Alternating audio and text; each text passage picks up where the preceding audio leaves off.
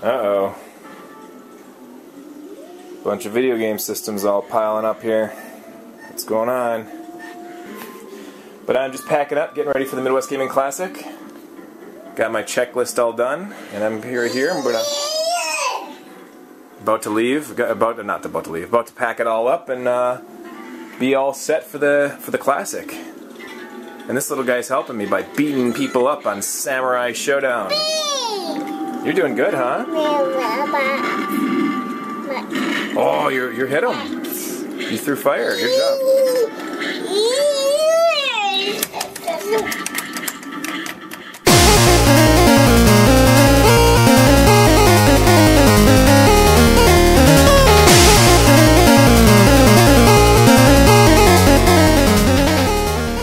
The Midwest Gaming Classic. What more can you say about this convention? I've been going since 2003. The very first time I was there, it was a very small little convention that was held in a middle school, I believe, either that or a high school, smaller high school. And it had, it was the very big debut of Feet of Fury, the new Dreamcast game. That was honestly the main reason that I was actually going to the Midwest Classic in 2003.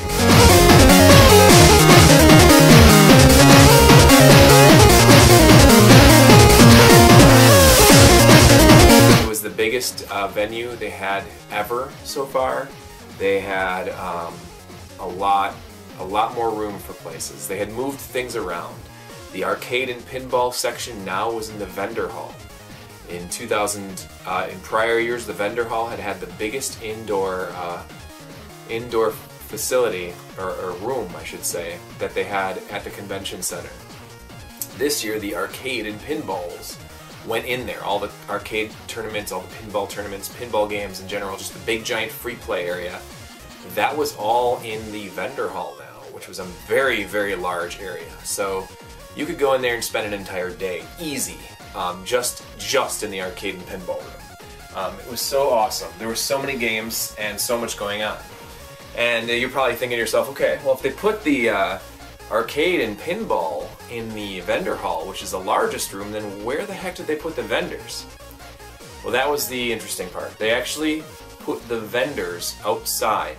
And you're thinking, April, it's Wisconsin, there could be snow, there could be rain, there could be freezing rain, there could be rain and snow and sleet and all kinds of crap. And guess what? There was. It was actually a pretty miserable weekend for weather. So luckily, the staff at the Midwest Classic and the people at the Sheraton Hotel in Milwaukee, they put together, they had rented a giant tent. And it's kind of like a circus tent, maybe slightly better quality. Not really too sure on where the tent came from, but it was basically an outdoor tent that had its own heating and it had its own climate control. But it was outdoors, so it was generally a little bit chilly. On Saturday, towards the end of the day, it got pretty cold. So the convention center itself was really pumping a lot of heat out into the tents that day and night, and then all day on Sunday. It was rather chilly in there. But you can see, that's right, the vendors were all outside. They definitely had more area than they've ever had before. More room, more vendors. It wasn't as congested. There was room for everyone to walk around and be spread out, and it was just a very gigantic area. While it was nice that they had that, the pros were very strong. It was good to have all that room and all that space. The cons were, well, the weather. The weather was not the best. Dealing with the rain that was coming in, how did it get in? The tent itself, the structure was pretty sound. There was no shakiness to it. The wind blew really hard, but you couldn't see the tent shaking or rattling. You wouldn't necessarily feel wind blowing right through it, except for a few small spots on the ceiling where water was actually coming in from the rain. Luckily, that didn't damage anything as far as I know for the vendors. Unfortunately, though, the rain, once it hit the driveway, where it's basically on a parking lot, the water would hit that and then it would start to leak in from the floor. A lot of the parts of the tent, the parking lot had dips in it, so the water would all congregate to the dips and make puddles, and so people were having to walk through puddles to get to where they wanted to go from A to B. that was really unfortunate. A lot of people had really soaking wet feet, socks, wet feet. It was very bad. Interesting con, and this had nothing to do with the Sheraton Hotel itself or the people from the Midwest Classic. Saturday morning at 6:30 a.m., we were without any power. We had stayed up, setting up on Friday night for the big show. I was actually up until 2:45 in the morning. We had finally got the last piece set up. We were going to leave a couple things for the morning. That's fine. And we went ahead and called it a night. Well, I went back to the hotel room. I set the alarm clock for 8 o'clock. We wanted to all get back in the museum by 9 so that by 10 we could open. And that's when the convention opens, is at 10 o'clock. And I had fallen asleep like a rock, and little did I know, I woke up around 7 o'clock, so, you know, about 3.5 hours-ish, maybe 7:30-ish. So I slept about 3.5 hours, and I kind of looked around and I had to use the restroom. And I looked at the alarm clock and it was off. Then I said, uh-oh. And I looked around the room and everything's pitch black. No cell phones on, no nothing. I was staying in a room with a couple other guys, and I got up then and went quickly and looked for my cell phone, clicked that on, and realized, oh yeah, it's 7:30, but there's no power on. My alarm clock would have never went off at 8 anyway because there's no power. And I flipped light switches on, nothing happened. Opened the door to the hallway outside of the hotel room, all the lights were out. I saw two guys walking towards our room down a hallway. One had a flashlight, one guy was carrying all these boxes. They were apparently still setting up for that morning for the convention to still open. I said, hey guys, can I follow you? And the elevators were out, of course. The hall lights and everywhere was out. The only thing you could do is look out windows and open up as many windows as you could to light up some rooms. This was interesting. It's like, oh my gosh, here we are, we're adding, my first thought is we're adding a whole vendor hall on an outside tent. We've got more arcades than we've ever had before. We've got more TVs in the museum. We must have blew a circuit. Like, we started setting up and we started turning everything on, and boom, poof, the hotel went out. And I followed those guys down the stairs, which, by the way, at the Sheraton, they absolutely need to put emergency lights in their emergency steps that go up and down. Because we were on the 6th floor, and I went down 6 floors of steps, and they had no lights in the steps, so it was pitch black as soon as we got in there. Luckily, I was with the guy with the flashlight again. The other guy was carrying a box, flashlight guy, and then me. I followed them down. I was going barefoot. I was in my shorts and a t-shirt. I'm like, I've got to figure out what's going on. About 4 or 5 floors down, and I realized, you know, if I find out what's going on and say it's really bad and we don't get power back, how am I going to get back upstairs? Because I don't have my own flashlight. Oh well. So I went back down and followed them. Got down to the bottom floor, everything's out. We're on the 6th floor, we were in the Wisconsin wing. Also in the Wisconsin wing was the vendor hall tent. It was at our Turbo Fest, Guys, Games and Beer, and a couple other groups, and some other vendors as well. I believe there was a group across the hall from Turbo Fest that were pushing Ouya games, which is awesome because I got to go and talk to those guys for a while. Ouya is something that I'm actually kind of a supporter of. It's a great little system. Anyway, that's sidetracking. So I get down there, walk over to the main area, and the more I walk towards the center of the hotel, the more I start to realize lights are coming on. And I'm like, oh, this is awesome. Lights are coming back on. That's fantastic. Great. Well, apparently it only got to where the museum was. The main museum part, and JD and Matthias and I think someone else were up already, and they were down there and they were setting up. TVs were on. I saw TVs on, and I'm like, this is awesome. Now I gotta find out what the heck happened. So I went to the front desk and I asked about what's going on. And the lady at the counter says, yes, electricity's out, but it's only on one of our wings of our hotel. All the other wings, which I guess there's 4, were just fine. One wing, the Wisconsin hall, of course, the Wisconsin wing, I mean, was out. Because apparently one of the 4 wings of this hotel are on a different grid on a different city. There must have been a big accident. One of the power lines came down and the entire grid for a town called New Berlin went out. The whole grid was out. And I said, we have no time frame when this power is going to come back on. And she's like, nope, we don't know. We're hoping very soon, of course. So I'm like, oh, this is awesome. So it wasn't our fault. We didn't have too many TVs on. We didn't blow any transformers or anything. It was someone else that did something. So, okay. At least most of the Midwest Classic is up and running. We got the arcades, we got the museum, we got the main things. We're just waiting on everything else. So this is about 7:30, quarter to 8 in the morning still, and I'm walking around looking at stuff, and everything looks like it's fine. I checked on the museum. I said, hey, we're out of power. We don't have any power. We're not going to be able to... We're trying to take showers. We're trying to get ready to get moving, but we're pitch black. And before I left the hotel room too, I woke everybody up and said, guys, we have no power. And one of the other guys was like, yeah, I think that happened about an hour ago. I'm like, well, why didn't you wake somebody up and say, hey, we have no power or something? And one guy's like, well, we had a fan blowing in the room to kind of drown out some of the other noises that were coming, like the snoring and the breathing and the sleep apnea from some of my other friends that were staying in the hotel room with us.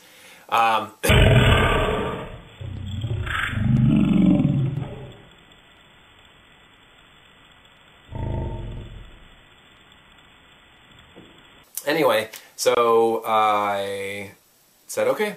So I started walking, went through the museum, checked on a few things, and I said, okay, well, I'm going to try to get back up to the hotel room. I don't know how. As soon as I started walking back through there, it was really kind of cool. I walked past the hotel, and there's this like hallway that goes down, and it dips down, and it goes straight out to where the vendor hall is. And it's a long hallway, so it's a really long way. And as soon as I stepped into it, all the lights came on. This is the coolest thing ever. Holy crap, the lights are on. This is awesome. My first thought was, I'm going to go back up to the 6th floor and take a shower and get ready and get down here, because now I'm excited. I'm like, really, this is awesome. We got everything going. And so I run up to an elevator and I push the button. And I think, what the hell am I thinking? We're going to go on an elevator when the electricity just came on? So I took the stairs up. Luckily, when the electricity is on, the steps have lighting, so that's good. And I ran up the steps, got to the hotel room, and I think one of the guys was like, hey, the lights came on. And I said, you're welcome. As a joke. I just said that I fixed it or something. Jumped in the shower, got dressed, and came down. So that was the very first crisis of the Midwest Classic 2014. There was no power for about 2 hours. It didn't come back on until like a little bit after 8. And it went out a little bit after 6. So 2 hours in the morning we had no electricity. A lot of people were not affected by that. I talked to Trip Man Terry at the Retroids. He's like, we didn't even notice. Like, it had not affected us at all. I'm like, you guys are so lucky. I talked to some other guys who didn't even notice either, so that's cool. Most of the other guys that I had talked to were not scheduling to wake themselves up until about 8:30, quarter to 9 anyway to take a shower quick and come down and help, so they didn't even notice either. So lucky me, I'm the dope that woke up before my alarm was going to go off. So, you know, and the one thing that's really like a huge emphasis about Midwest Classic that makes it such a big deal to me is that just getting together with some of the friends that I've made, both online and at these conventions. There's so many guys that I've met, you know, from the conventions, and then I go back and see them every year, and they recognize me and I recognize them, and we just talk about the convention. Like, oh, last year was this way. Oh, this way is now it's this way. You know, how are you doing? And like everything just kind of gets a little bit more personal every year, and the more I get to meet people.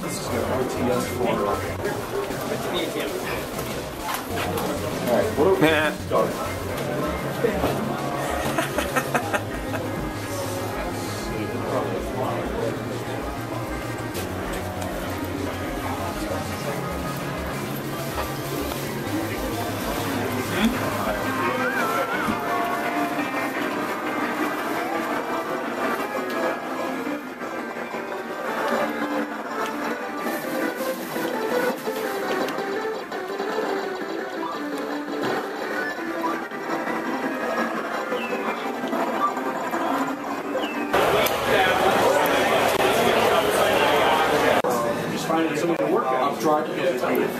Say something really loud and obnoxious.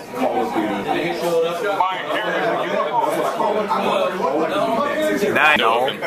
He's on Skype if you want to say hi to him. He couldn't make it. It's just right there. It's his Kindle. It's a Kindle. Oh, that's cool. Yeah. It's supposed to be like 65 today. It's like 43. I know. It is warm. Since you're local, you don't have to pay shipping or anything. No, really? It's all important, so. Gotcha. All right.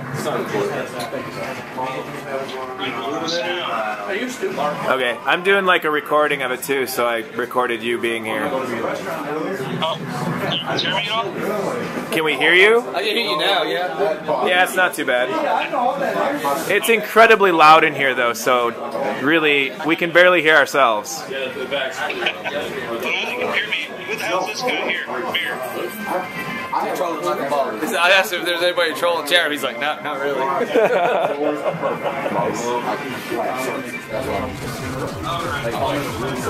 I got to stop and talk to Martin Alessi from Retro, the game magazine Retro.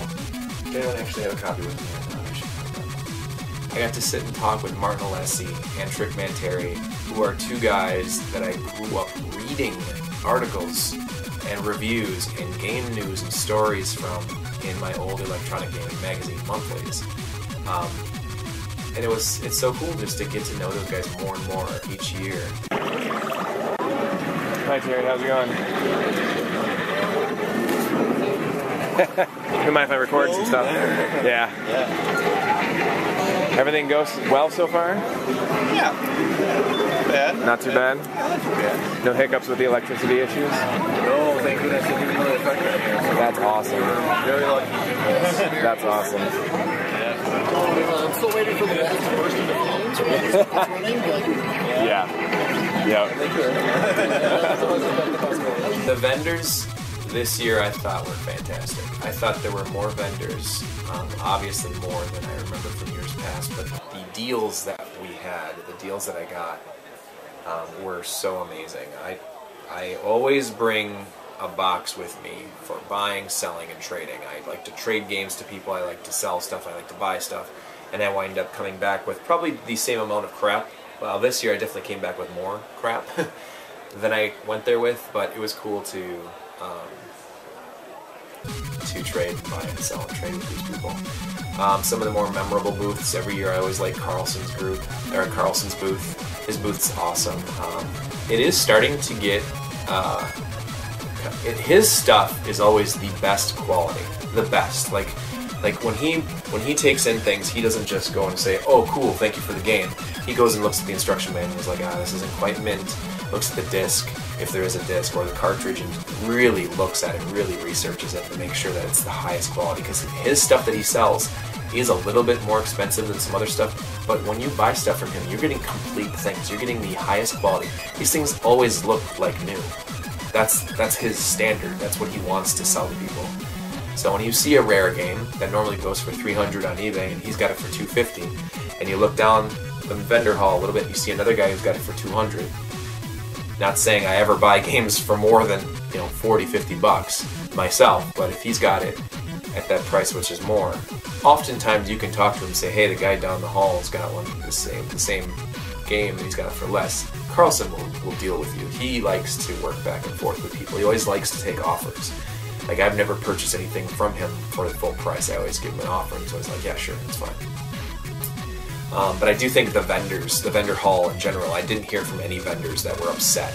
They were upset a little bit with the weather and in the rain and, you know, and how cold it was in the tent, but nobody was upset with how well their sales went. I think everyone had a really good weekend sales-wise.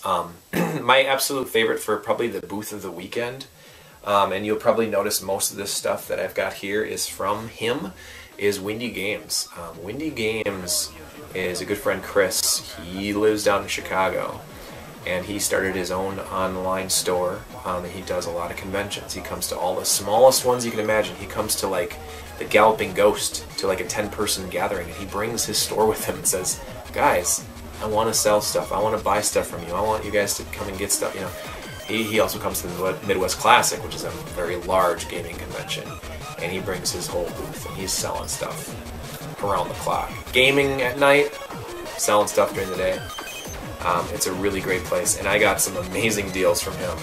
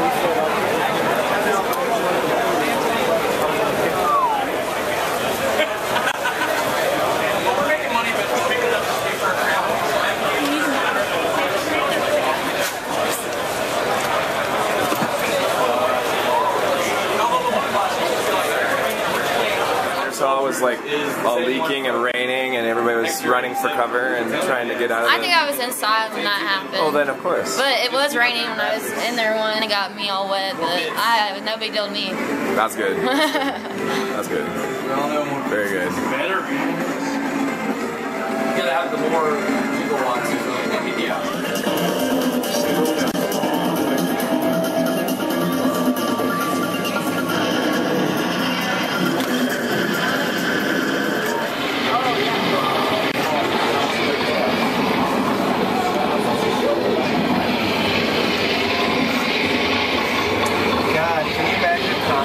Like this feeling, so slow. Yeah, plenty.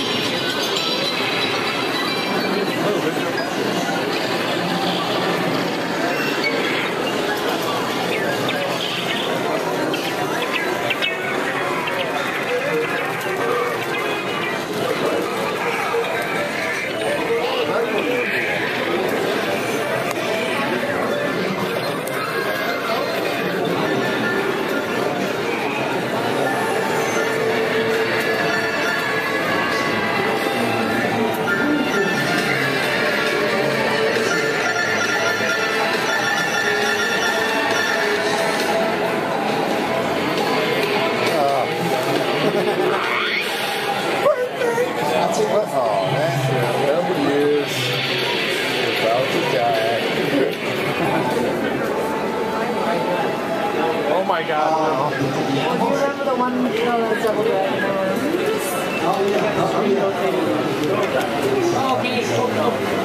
Area there where they're like pinned up with some of the monuments.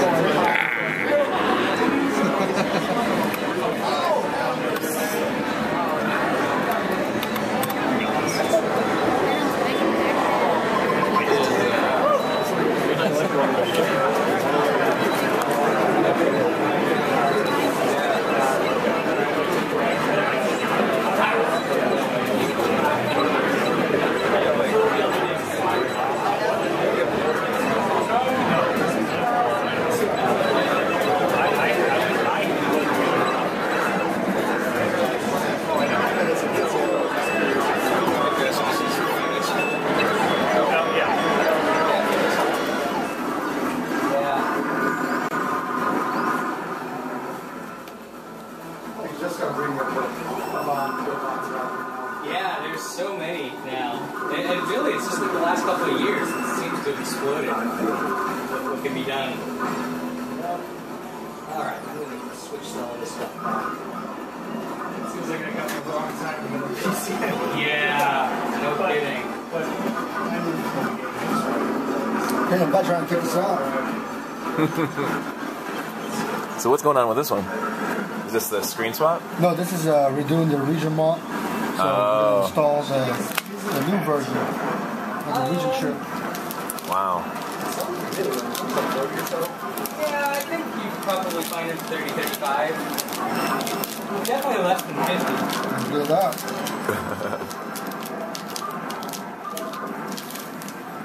So this is the new version of the region chip. So it's supposed to be easy to work with. Huh. Wow.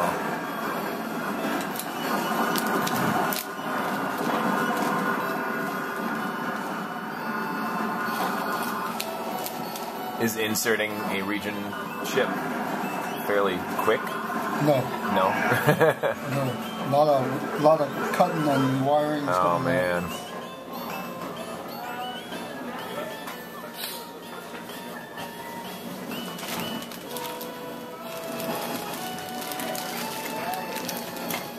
Hey man, how's it going? You get anything good? Kinda. What do you get? $200 worth of awesome. Spent $200? Yeah. Well, good. I'm glad you brought it.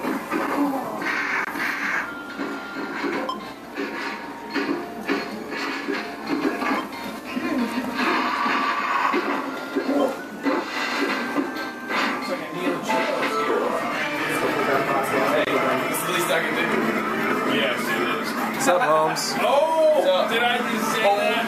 The least. Sherlock. You should use the strong bullets. How come you don't have them? Like dying. You don't. Have you ever played this one? I've been. Why do you always say that? Dude, I saw. Rage quit. Start select. Fuck this 3 button! Fuck this D-pad, it's not good! It is very good. It's a great control. That's a fantastic control. Oh, I know. Yeah, I'm yeah. gonna die. Fuck it. I'll come back later when I'm more drunk. Because that'll always be good. It'll be Yes. a good video. Why?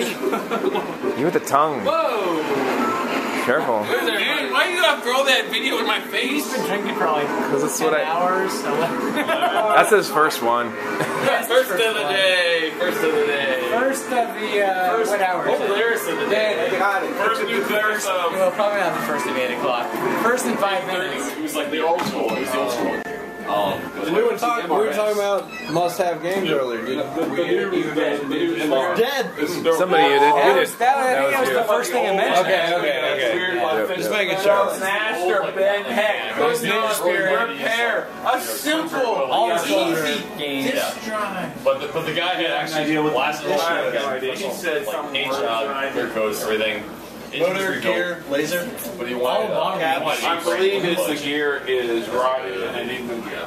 Oh, The cream. These games. Seize is the word. Not wrong. There's so many. Yeah, there's so many. nice. Must have. I mean, The ideal utopia. essential games. Ideal utopia. I need to go They know you guys. I still want that section. Ease! There's the ideal utopia. Red and black and white. Once a land, a peaceful process. Nice. What? On I'm whatever. sure. A few years ago. Beyond whatever. Tony can't remember any of our names, but he knows the Come on, it was like, dude, when you heard that for the first time, you were like, this is what games should be. Yes. I'm convinced The ideal utopia. And then Brent Spiner. Shiver. I mean, it's like,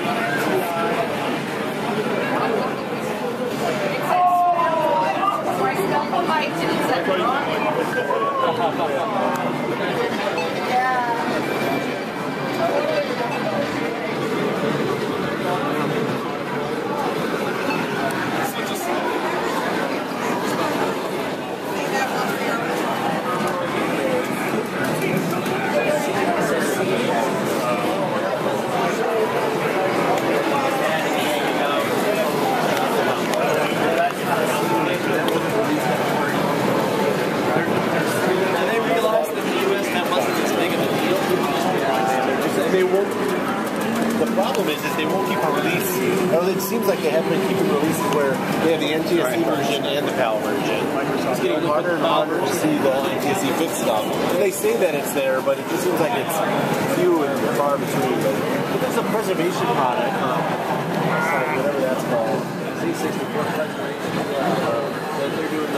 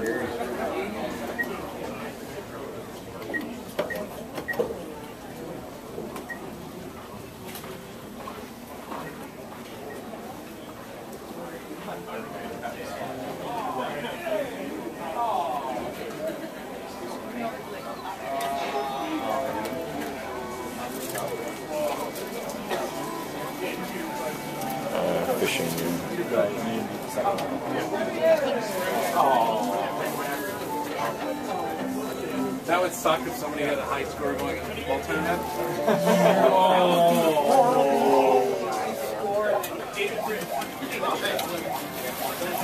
That would just ruin your momentum going. You're like, this sucks. Never mind.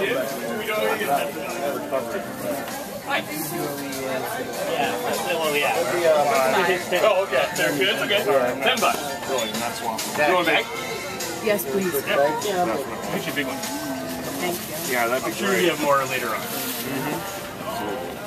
Oh, yeah. Very old, about 35, 40 years old. It's all based on World War II negotiation. It is a game where at the end of the day, you're going to hate each other. What you're going to do is we're going to stand around for a turn and I'm going to say, you know, Miss Germany, I know that you've got designs on France, and the French have not given us any good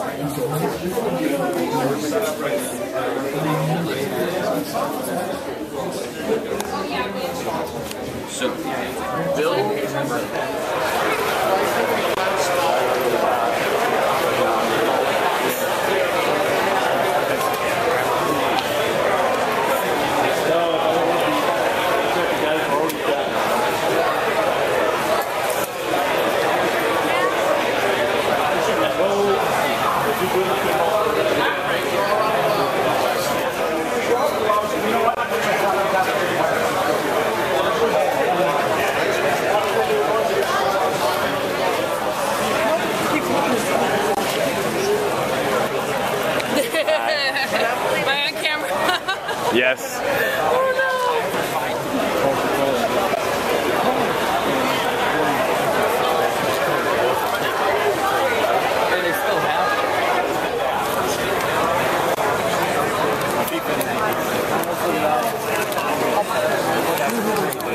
those games are dope. Frogger's dope.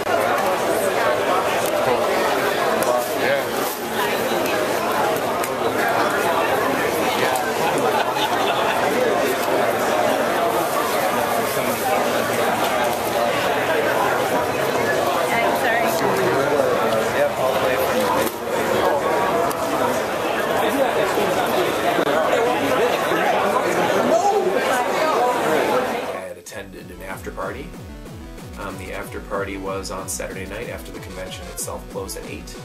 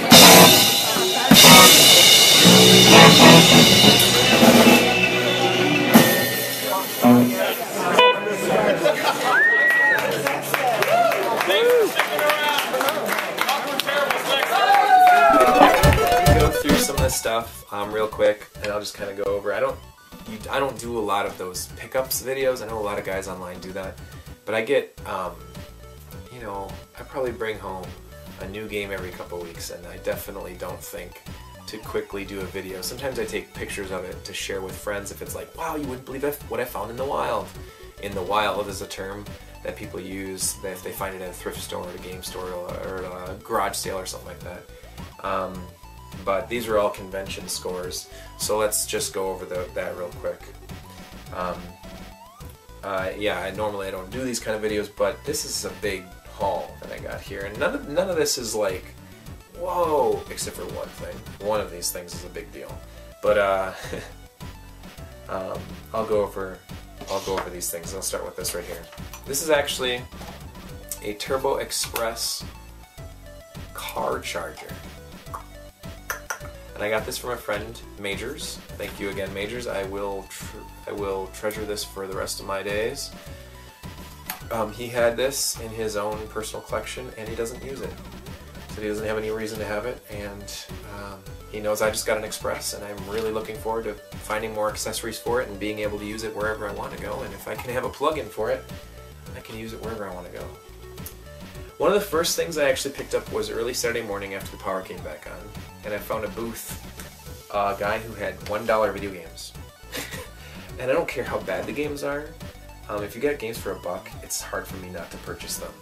But Double Dragon 5, not in the best shape, not a very good game by any means. I don't care for this one. This is probably my least favorite Double Dragon game. It was $1.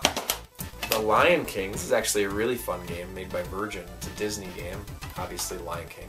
This is a really cool game. $1. Rampart for the Genesis, $1.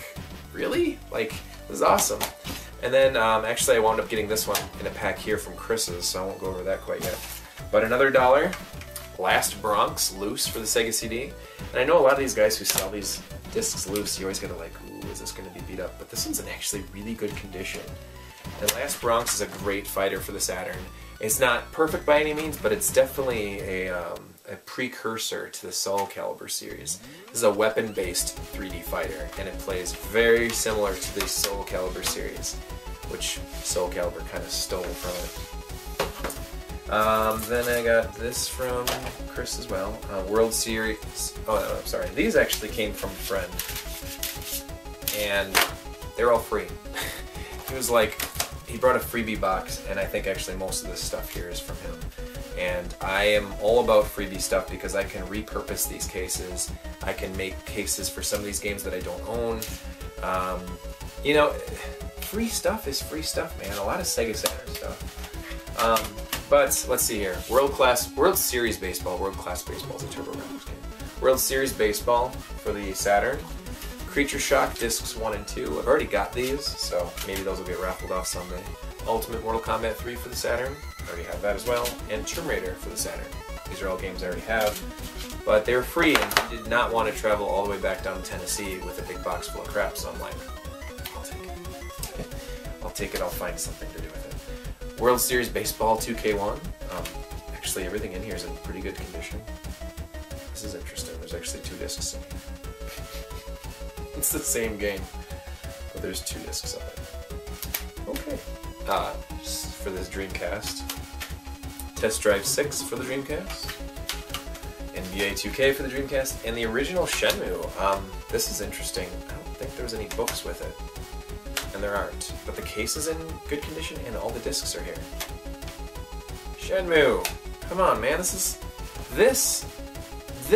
deserves its own video all on its own. This is probably one of the best video games of all time. There's just so much to it. This is one of those games that is not a video game only. It is an experience as well. Shenmue. Free. NFL 2K1. Free. NHL 97. Free. Then a couple cases. These are cases, they're empty, there's nothing inside of them. I think there might be instructions. Yeah, there's instructions for Command & Conquer, Red Alert, and Shadow Madness, the case for it. But my initial idea when I saw these 2 cases is I'm like, awesome, I'm going to pull everything out of here and repurpose these for a couple other games that I have. So that's exciting. Repurpose. I would never normally do this. This guy was selling this for $2. Actually, he was selling it for $5 and I offered $2. It's just a case and the instructions, and I am not a completionist guy. But there's sometimes when I look at my copy of Phantasy Star 2, which is right here, and I say, damn, I wish I had the case for that.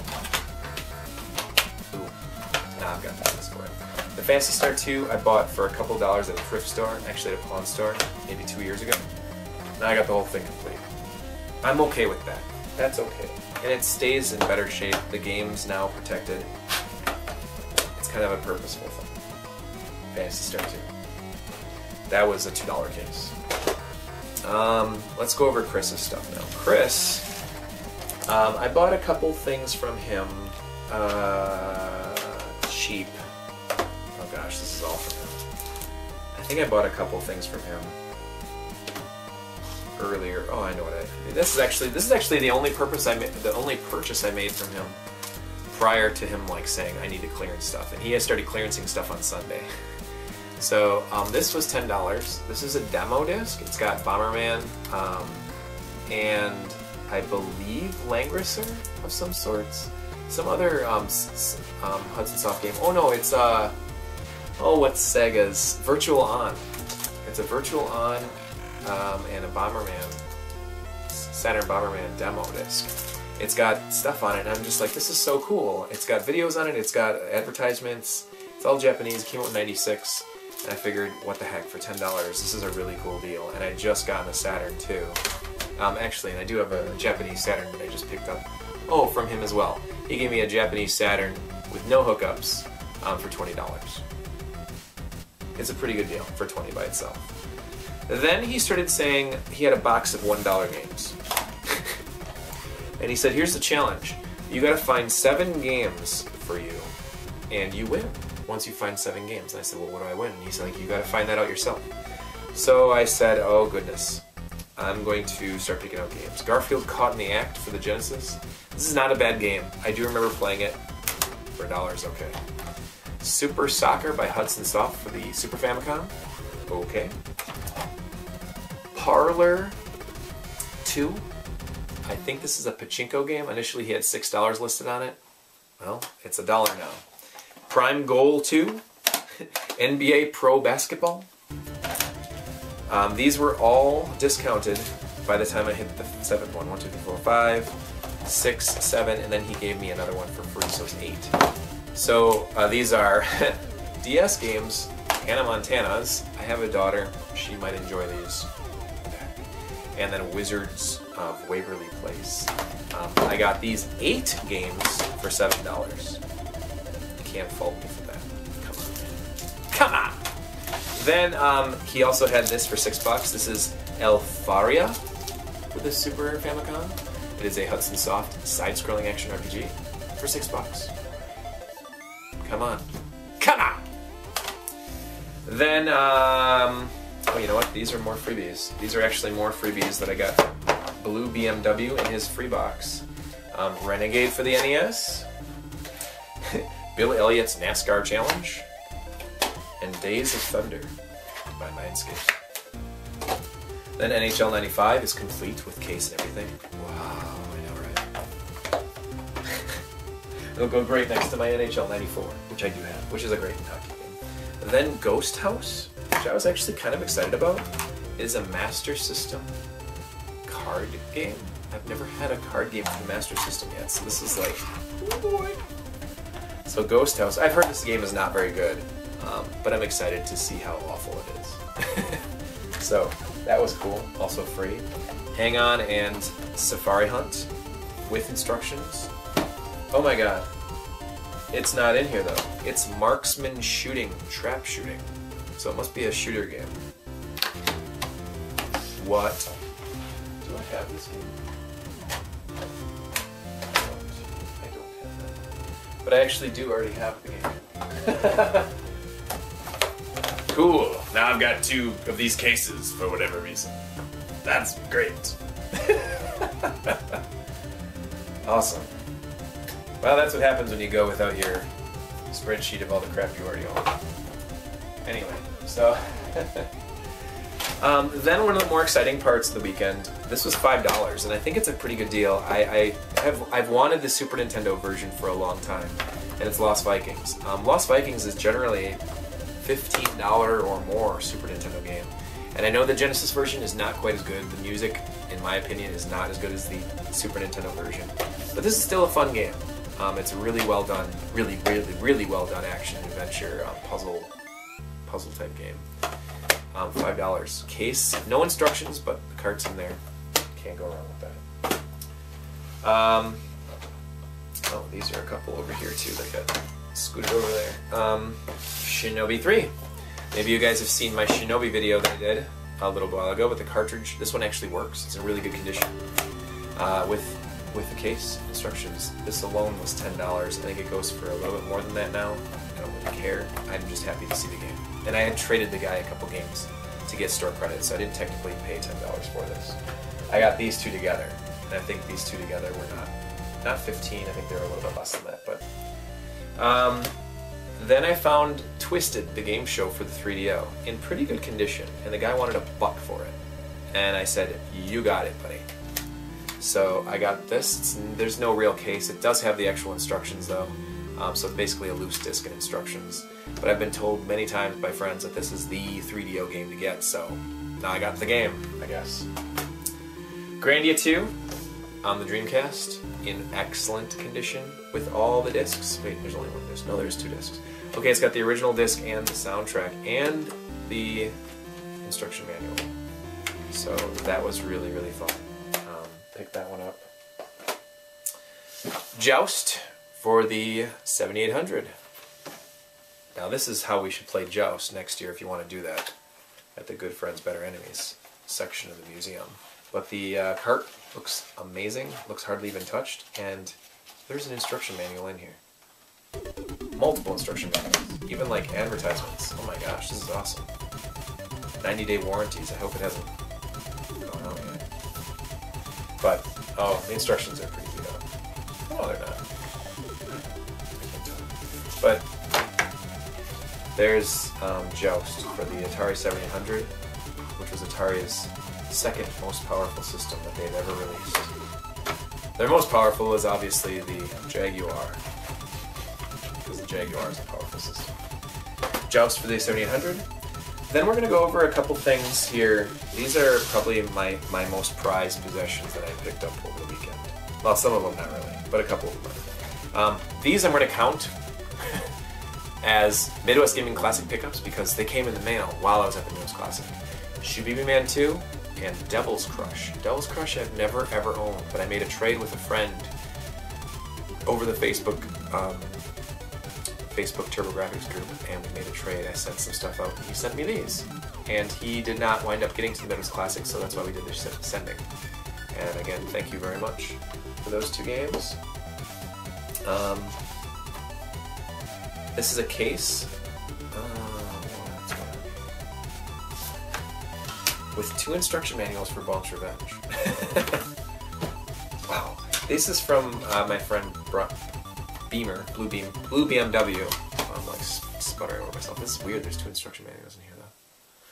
So I got some instruction manuals for Bonk's Revenge and a case. In case I ever get the card. I do not own the card. The only way I've ever owned Bonk's Revenge was via the Gate of Thunder 4-in-1 disc. So I'll leave that set out for now. Then we come down to a couple cheapy Hue cards that I found.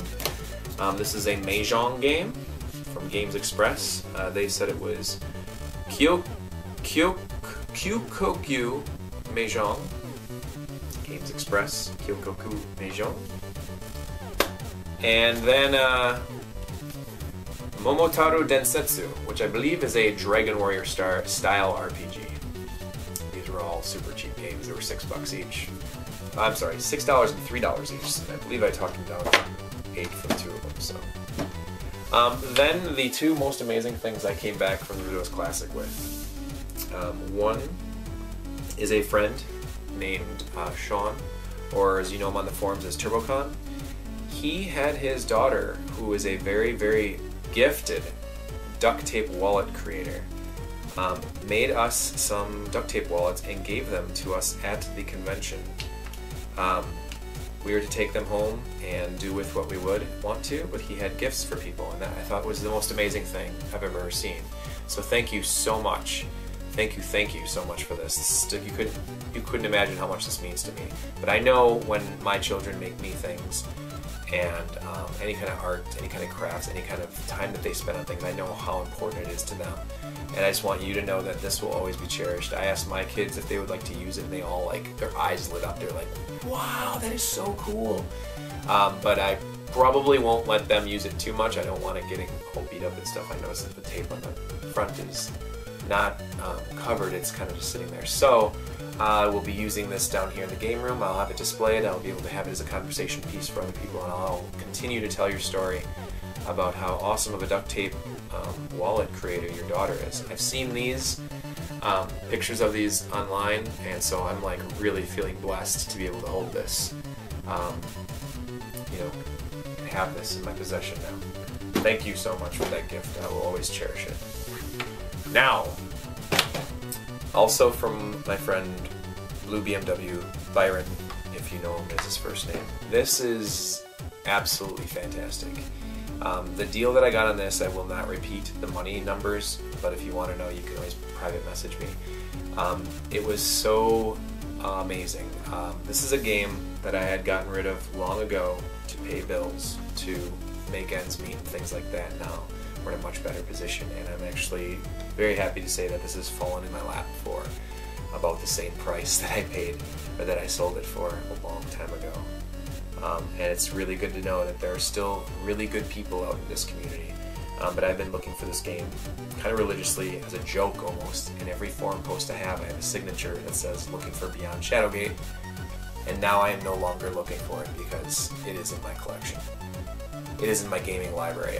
Everything is in here: the disc, the instruction manual, and the poster. And this is actually in just about, actually a little bit better condition than the one I sold years ago. And I can't tell you how absolutely excited I am to be able to play through this game again. Legitimately.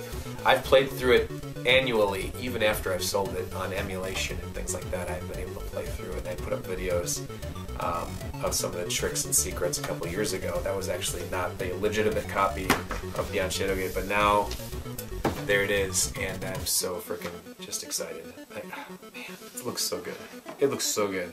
This is probably one of my favorite games ever made. Ever. And it's like top 3 TurboGrafx games of all time. So you have no idea how excited I am to have that back in the collection again. Yeah, but that's all I got from the Midwest Classic. I got a lot of crap. Really excited to be able to share that with you, and you know, the Classic itself is a really fun time. If people are on the edge, you know, like, I don't know if I want to come, or I don't know if I got the money, just come. I have seen people come to the convention with very little money and nowhere to stay, and they just party the whole weekend and have fun with people. And you can't go wrong. You can't not have a good time. I couldn't imagine that. It's the whole convention itself is perfect. It's ran so well. It's very well organized. Yeah, it's just a great time. It's a great time for everybody, and I hope that to see more of you guys there next year. I know that I'll be there, and I know I'll be helping out with the museum again and doing whatever it is that needs to be done to make it so that it's a better event every year from here on out. And that was what I wanted to share with you, was just videos from the show and my opinions on things and stories about the show and everything else like that. So I really hope that you guys are entertained by this, and I hope that I'm able to do it again for another big show coming up. So anyway, thank you so much for watching. Thank you so much for hanging in there for this long video. Let me know what you guys think about it in the comments below. If you have any questions or concerns about anything like that, let me know in the comments below. And until next time, keep on keeping on.